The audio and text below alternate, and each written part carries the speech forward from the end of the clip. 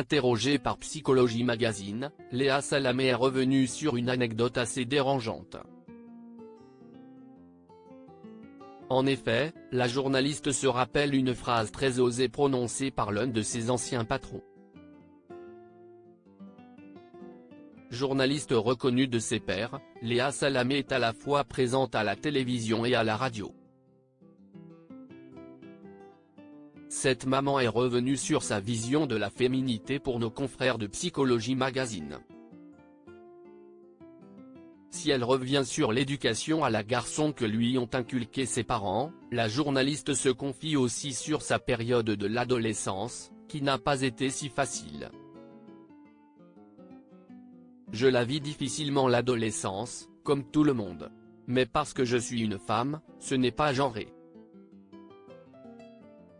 Je passe des moments très difficiles de certains de mes très proches.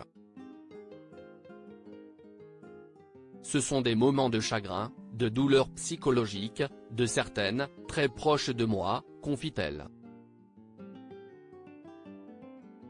Léa Salamé se confie aussi sur le regard des autres, et sur la façon dont elle a compris qu'elle était une femme. Je pense que j'ai senti que j'étais une femme dans le regard de l'autre, assez vite, dans l'adolescence. Quand tu commences à avoir les seins qui poussent et le regard devient plus sexuel, dévoile-t-elle.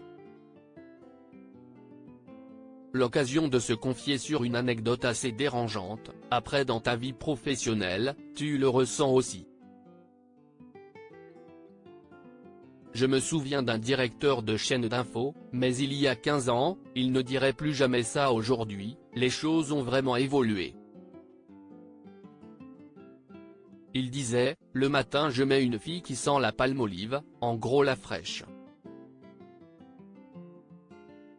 Et pour le soir, je mets une nana avec qui tu as envie de coucher. Il m'a dit je vous mettrai le soir. Je ne sentais pas la palmolive, dit-elle dans un rire gêné. Les confidences de Léa Salamé sur sa vision d'elle-même dans les colonnes du magazine Elle. En 2016, Léa Salamé était déjà revenue sur le regard des autres et sa vision d'elle-même quand elle a démarré à la télévision. Au début, à la télé, je me trouvais trop grosse, trop brune, les yeux trop noirs. Toutefois, l'ancienne acolyte de Laurent Ruquier a bien compris que cette vision était erronée. Désormais, je revendique tout, les rondeurs, l'orientalité, les yeux noirs, a-t-elle confié. Dans la vraie vie, je suis en jean, pull, talons, basket le week-end. Je ne fais pas du 36 et je déteste faire du shopping, donc j'achète tout le temps la même chose.